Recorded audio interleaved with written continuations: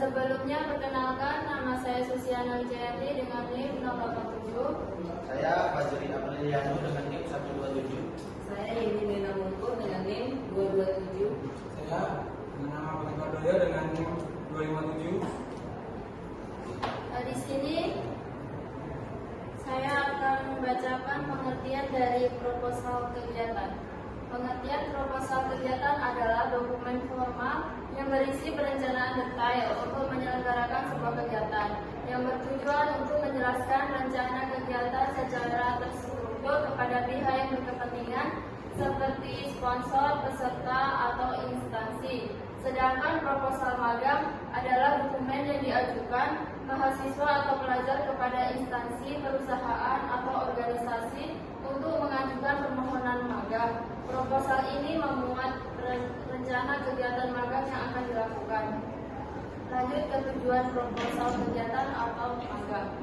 Yang pertama, tujuan proposal kegiatan ada: 1. Mendapatkan persetujuan dari pihak yang berwenang. Yang kedua, memperoleh dukungan baik berupa dana, fasilitas, atau kerjasama. Yang ketiga, menyampaikan rencana kegiatan secara terorganisasi untuk menghindari kesalahpahaman. Dan tujuan yang kedua yaitu proposal magang.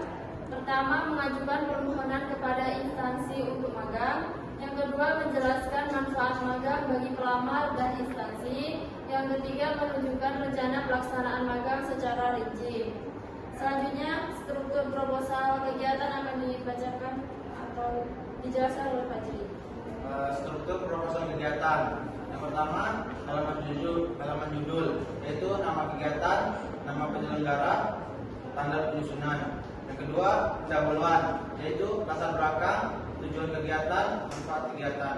Yang ketiga, isi proposal, yaitu nama dan tema kegiatan, waktu dan tempat, peserta atau sasaran kegiatan, susunan panitia, rencana kegiatan, susunan acara, metode pelaksanaan, dan anggaran dana.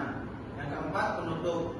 Harapan agar proposal diterima, komitmen untuk melaksanakan kegiatan sesuai rencana. Yang kelima, lampiran, yaitu jadwal kegiatan, surat izin atau rekomendasi jika diperlukan, peta lokasi acara.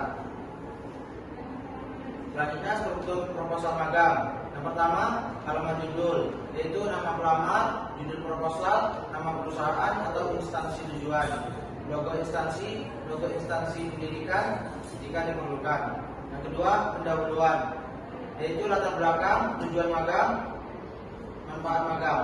Yang ketiga, isi proposal. Yang pertama yaitu profil pelamar, nama lengkap, program studi dan semester, kompetensi atau keahlian yang relevan. Yang kedua, rencana kegiatan magang, yaitu uraian aktivitas yang akan dilakukan selama magang, penjelasan target atau capaian selama magang. Selanjutnya, durasi dan lokasi magang, tanggal mulai dan berakhirnya magang, lokasi atau divisi tempat magang. Selanjutnya, dukungan yang dibutuhkan, yaitu permintaan fasilitas, supervisi atau kebutuhan lain dari instansi. Selanjutnya, struktur proposal magang. Yang keempat, penutup. Harapan agar permohonan diterima, komitmen untuk mematuhi aturan dan memberikan kontribusi terbaik. Yang kelima, lampiran, yaitu CV atau biodata pelamar, surat pengantar dari institusi pendidikan, dokumen tambahan seperti transkrip, nilai atau sertifikat. Proposal kegiatan atau magang juga dijelaskan oleh Yeni. Ciri-ciri proposal kegiatan atau magang. Ciri-ciri proposal kegiatan terdiri dari: yang pertama, bersifat formal dan sistematis. Yang kedua, menggunakan bahasa yang jelas dan persuasif. Yang ketiga, berisi data-data pendukung yang relevan. Sedangkan ciri-ciri proposal magang, yang pertama singkat, padat dan jelas. Yang kedua, berisi informasi yang relevan dan terstruktur. Yang ketiga, menggunakan bahasa profesional. Lanjut ya, kaidah kebahasaan yang akan dijelaskan oleh Fajri.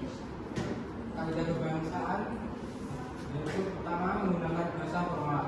Bahasa yang digunakan harus sesuai dengan kaidah kebahasaan normal, karena proposal adalah dokumen resmi. Hindari penggunaan siang, slang, bahasa percakapan atau istilah yang tidak baku. 2. Kalimat bersifat objektif. Proposal harus ditulis dengan objektivitas tanpa membuat opini pribadi atau emosial. Hindari kalimat yang terlalu subjektif atau berlebihan. 3. Kalimat persuasif. Proposal harus mampu meyakinkan pihak yang dituju untuk menyetujui atau mendukung rencana yang diajukan. Gunakan kalimat yang meyakinkan dan menonjolkan manfaat. 4. Menggunakan kalimat aktif dan efektif. Kalimat aktif lebih disukai karena memberikan kesan tegas dan lugas. Hindari kalimat yang panjang dan bertele-tele. 5. Menggunakan ejaan dan tanda baca yang benar.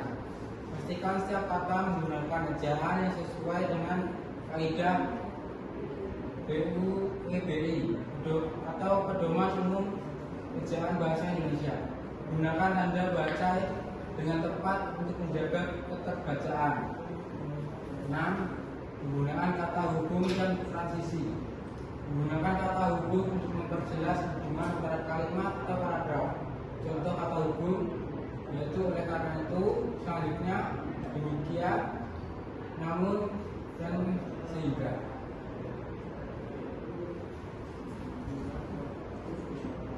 Selanjutnya di sini kami akan membuka sesi tanya jawab. Apakah dari teman-teman ada yang mau ditanyakan? Perkenalkan, nama saya Septiandra ini dengan NIM 107. Di sini saya akan bertanya kepada kelompok 5. Jika perusahaan meminta revisi proposal, bagian mana yang biasanya perlu mendapat perhatian khusus dan mengapa? Terima kasih. Perkenalkan, nama saya Ratu Azira Ramadhani dengan NIM 147. Izin bertanya kepada kelompok 5. Bagaimana cara mengatasi kendala ketika kita memiliki pengalaman terbatas tapi ingin magang di perusahaan besar? Sekian, terima kasih. Kenalkan, nama saya Rini Aulia dengan NIM 047. Baiklah, di sini saya akan bertanya pada kelompok 5. Bagaimana cara menyusun rencana kegiatan magang yang realistis? Terima kasih. Sebelumnya, perkenalkan, nama saya Uswatul Hassana dengan NIM 067. Di sini saya akan bertanya, apakah ada ciri khas proposal magang sehingga membedakan dengan proposal kegiatan lainnya? Terima kasih. Ingin bertanya kepada kelompok 5. Sebelumnya perkenalkan, nama saya Aisyah Borabe dengan NIM 207. Pertanyaannya, apa saja metode yang bisa digunakan dalam pelaksanaan proposal kegiatan atau magang? Terima kasih. Baiklah, sekarang saya mau menjawab pertanyaan dari Septi, yakni jika perusahaan meminta revisi proposal, bagian mana yang biasanya perlu mendapatkan perhatian khusus dan mengapa? Ketika perusahaan meminta revisi proposal, beberapa aspek utama biasanya menjadi perhatian karena faktor relevansi, kejelasan dan kepatuhan terhadap kebutuhan perusahaan. Berikut adalah poin-poin yang perlu mendapat perhatian khusus. Yang pertama, sesuai dengan tujuan perusahaan. Yang kedua, kejelasan dan struktur. Ketiga, data dan fakta yang mendukung. Keempat, anggaran dan ROI, yakni Return on Investment. Kelima, kreativitas dan nilai tambah.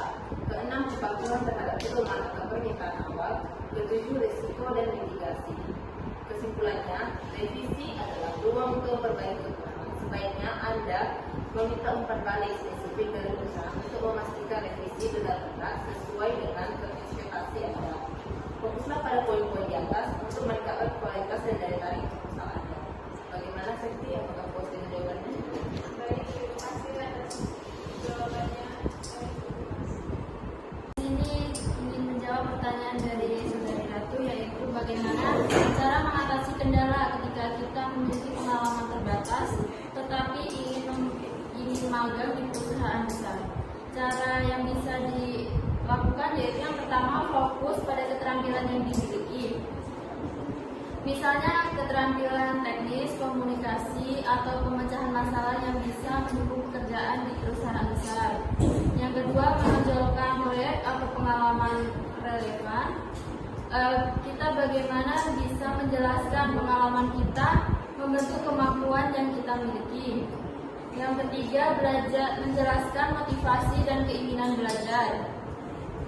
Jelaskan motivasi dan keterikatanmu terhadap industri atau perusahaan tersebut dan tunjukkan bahwa kamu siap berkembang dan menambah pengetahuan selama magang. Yang keempat, sesuaikan CV dan surat lamaran.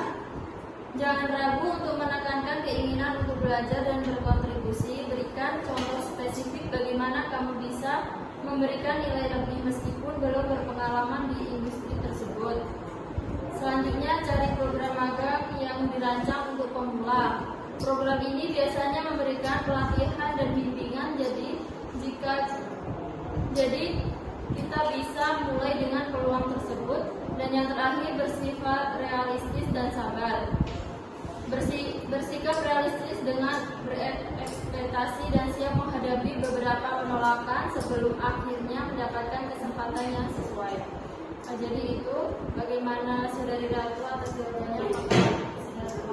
Terima kasih atas jawabannya. Saya puas. Baiklah, di sini saya akan menjawab pertanyaan dari Reni. Bagaimana cara menyusun rencana kegiatan magang yang realistis?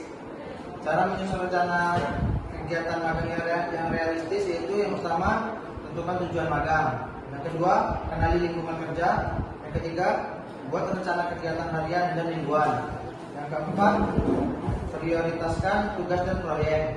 Yang kelima, rencanakan waktu belajar dan peningkatan diri.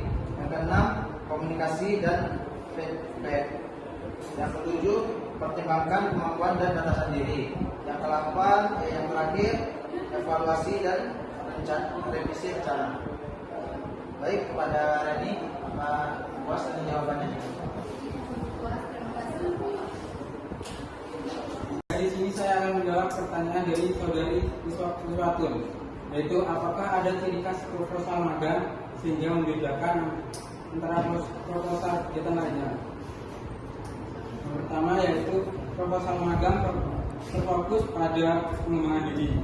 Yang kedua, proposal magang berkaitan dengan dunia kerja. Yang ketiga, struktur proposal magang lebih formal daripada proposal lainnya. Keempat, penekanannya ada pada manfaat timbal balik. Bagaimana Mas Fatul, apakah lengkap dengan jawabannya? Baik, terima kasih atas jawabannya. Saya kira cukup. Terima kasih. Saya di sini akan menjawab pertanyaan dari Aisyah, yakni apa saja metode yang bisa digunakan dalam pelaksanaan proposal kegiatan atau magang. Metode yang bisa digunakan ada beberapa. Yang pertama, metode perencanaan atau planning, yakni penyusunan langkah-langkah strategis dan rinci sebelum kegiatan dimulai. Yang kedua, metode observasi, yakni mengamati langsung situasi atau proses yang relevan untuk memahami kebutuhan atau kondisi lapangan. Yang ketiga, metode partisipasi aktif, yakni melibatkan peserta secara langsung dalam kegiatan atau tugas magang. Yang keempat, metode studi literatur, menggunakan referensi dari buku, artikel, atau dokumen untuk mendukung petugas pelaksanaan tugas atau kegiatan.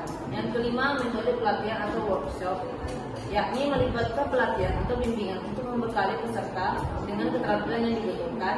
Yang keenam, metode kolaborasi tim, yakni melibatkan kerjasama antara individu atau kelompok untuk mencapai tujuan bersama. Yang ketujuh, metode monitoring dan evaluasi, memantau proses pelaksanaan dan mengevaluasi hasilnya untuk memastikan kegiatannya sesuai rencana. Yang kedelapan, metode dokumentasi, yakni merekam atau mencatat setiap proses selama pelaksanaan kegiatan atau magang. Yang kesembilan, metode teknologi dan digitalisasi, yakni memanfaatkan teknologi atau platform digital untuk mendukung pelaksanaan. Yang terakhir, metode pendamping, yakni menggunakan bimbingan dari mentor atau supervisor untuk membantu pelaksanaan. Bagaimana? Apakah sudah puas dengan jawabannya? Baiklah, kesimpulan yang bisa kita ambil dari proposal kegiatan atau magang yaitu proposal berperan sebagai alat komunikasi yang sistematis dan terstruktur untuk menjelaskan gagasan kegiatan atau program magang, sehingga dapat memberikan keyakinan kepada pihak-pihak yang terlibat untuk mendukung pelaksanaannya. Keberhasilan sebuah proposal tergantung pada kejelasan, relevansi, dan kelengkapan informasi yang disajikan. Mungkin itu saja yang bisa kelompok kami sampaikan. Kurang lebihnya saya mohon maaf. Saya akhiri. Wassalamualaikum warahmatullahi wabarakatuh.